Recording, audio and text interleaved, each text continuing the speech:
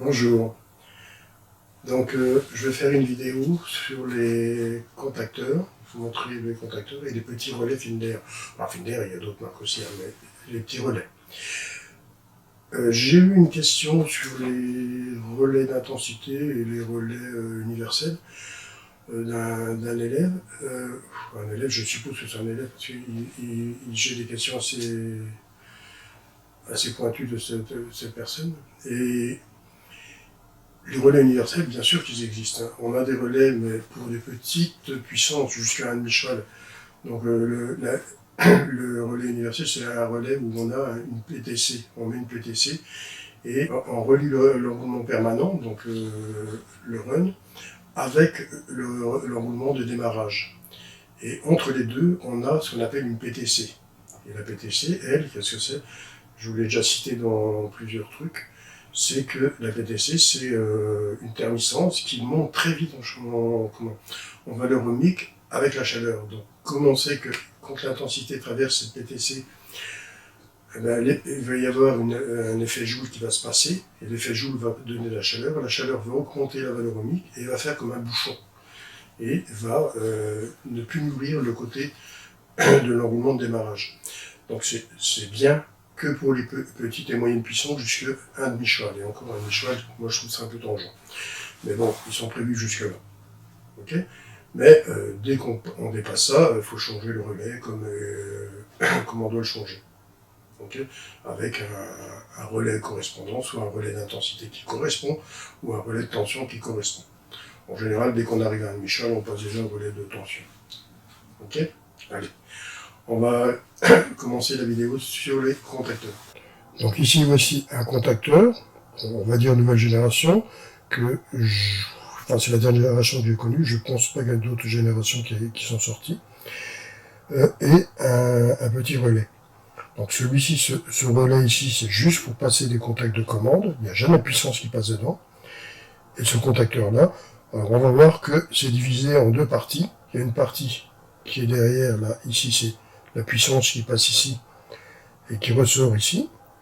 Et ici, les contacts qui sont ici, c'est des contacts pour la commande. Donc ces contacts-là sont beaucoup plus fins que ces contacts qui sont ici, derrière. Les contacts ici sont des contacts beaucoup plus gros pour recevoir de la puissance. Et les contacteurs sont prévus pour une certaine puissance. On va voir ça aussitôt. C'est marqué sur le contacteur l'intensité et la puissance qu'on peut passer dessus. Donc vous ne pouvez pas dépasser ça, autrement les contacts ne sont pas prévus pour recevoir ça. Okay, donc on va le démonter pour regarder un peu l'intérieur. Donc ici on voit l'intérieur de notre contacteur. Ici on voit bien qu'on a un ressort, une partie métallique qui est magnétique, et notre fameuse bobine qui est ici, avec l'autre partie magnétique, métallique qui sera... Donc ça va être attiré là-dedans, et ça va se coller dessus, et ça va créer des contacts dans le contacteur qui est ici. Ça c'est le contacteur, voilà. Comment il est fait. Voilà.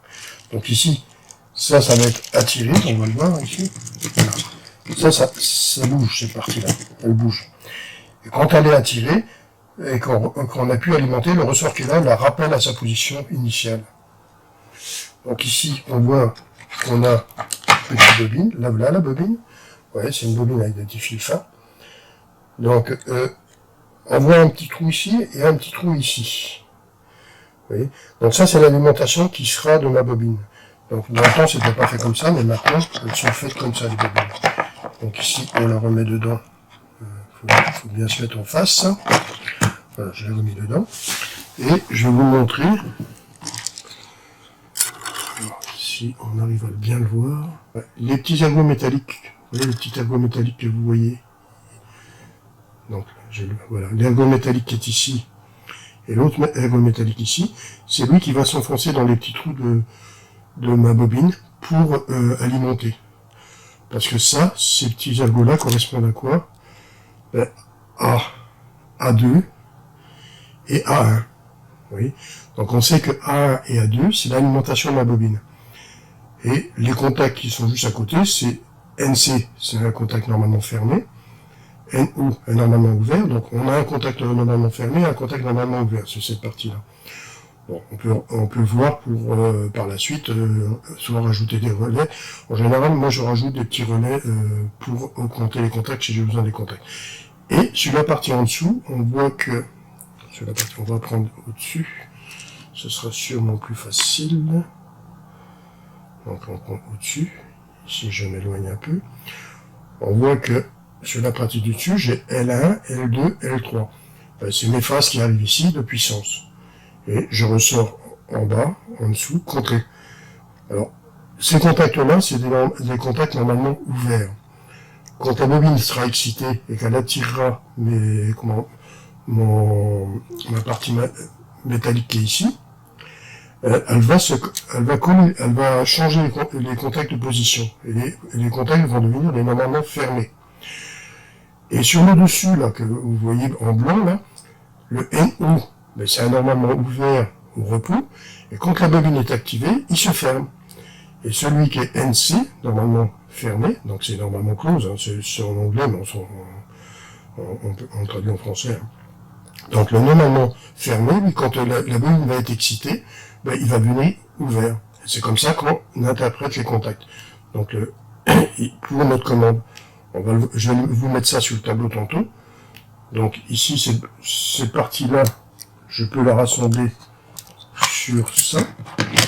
Voilà. Ça se remonte dessus. Alors maintenant, c'est des petits clips. Avant, c'était des vis qui se mettaient dessus. Mais maintenant, c'est des petits clips. Vous entendez? Voilà, j'ai clipsé les deux. Et là, le truc est remonté. Donc c'est des petits clips, ceux qui sont ici. Vous voyez, vous appuyez sur le petit truc ici. Et pareil de l'autre côté. Dans le temps, c'était des vis, et on dévissait, on sortait tout. On voyait un peu mieux les contacts, mais maintenant, c'est plus sophistiqué, c'est plus simple pour démontrer. Voilà. Donc ça, c'est un contacteur. Quand la bobine est excitée, ben, vous allez, je vais vous le montrer après, je vais ouvrir le petit volet qui est ici pour vous montrer le mouvement quand c'est excité. Donc ici, vous voyez, j'ai fait un petit montage avec un interrupteur, mon fameux contacteur, j'ai mis un voyant, et ici, j'ai un interrupteur sur ma petite rallonge.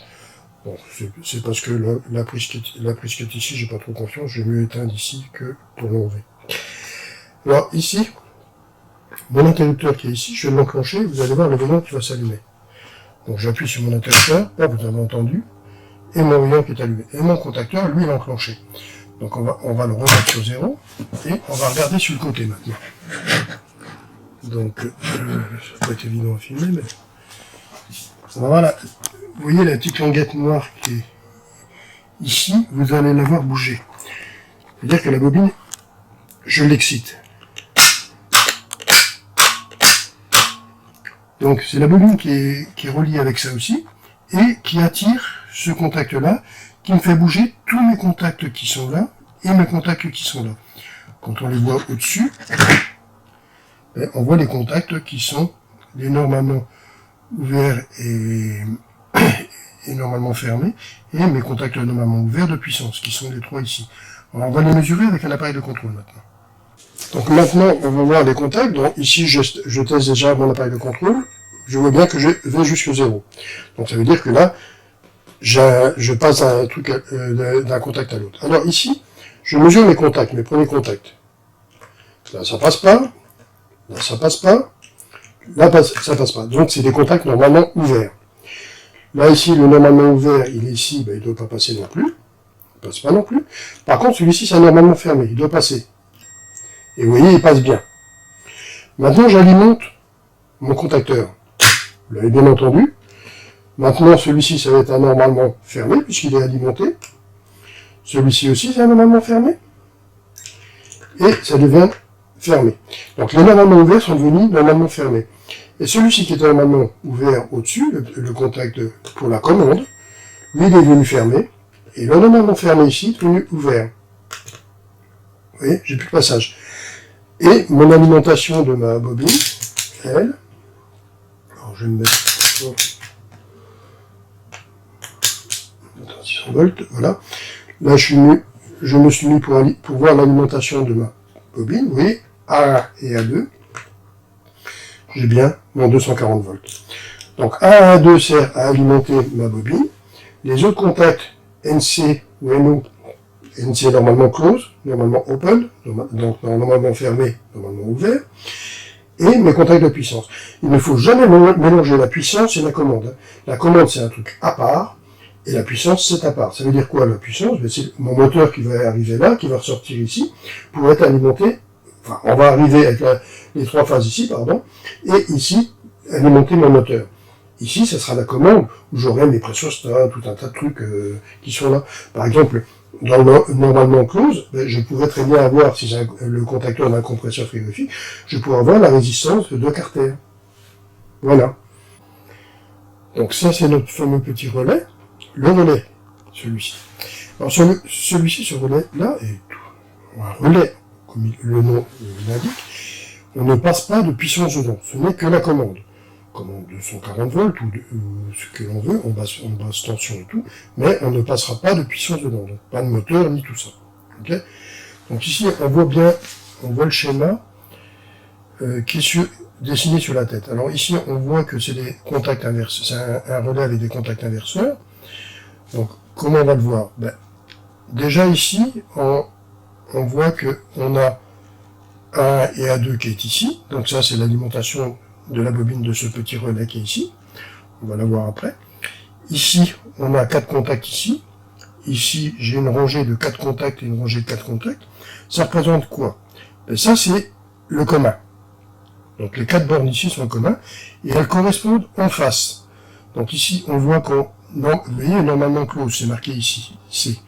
Donc ça c'est quoi? C'est le contact est fermé actuellement, quand il n'est pas alimenté, il est fermé. N'oubliez pas que quand on dessine des contacts, normalement les contacts sont dessinés au repos.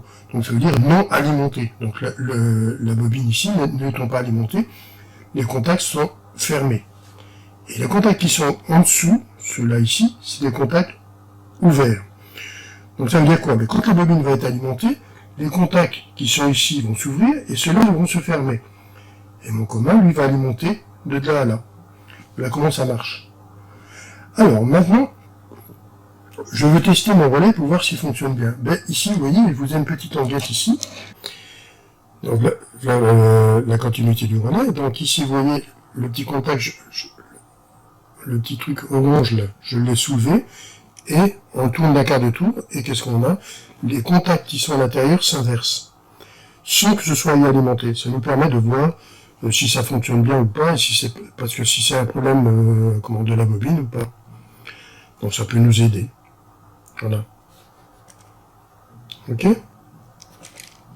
Ouais, bon, bien sûr, faut être sûr que la bobine, si elle n'est pas alimentée, qu'il y ait une raison qu'elle n'est pas alimentée. Mais si elle est alimentée, qu'il y a une tension qui arrive, et que vous voulez faire le test pour voir si votre relais et les contacts sont bons, vous pouvez essayer comme ça.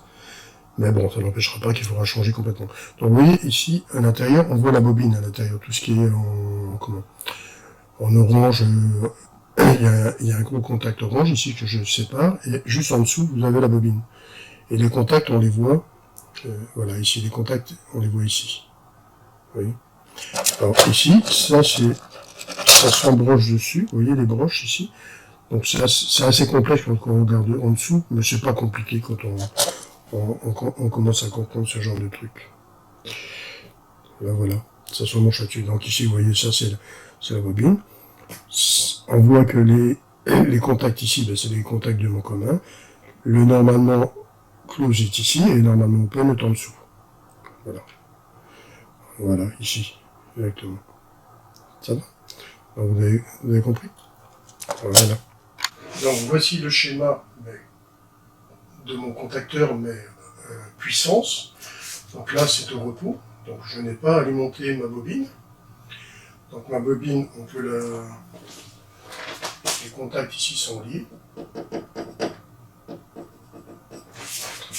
Ici, ils sont liés. Quand il y a un contact qui bouge, les autres bougent. Bon, ma bobine va se trouver à ce niveau-là. On va la mettre ici. Voilà. Et ça sera A1, A2.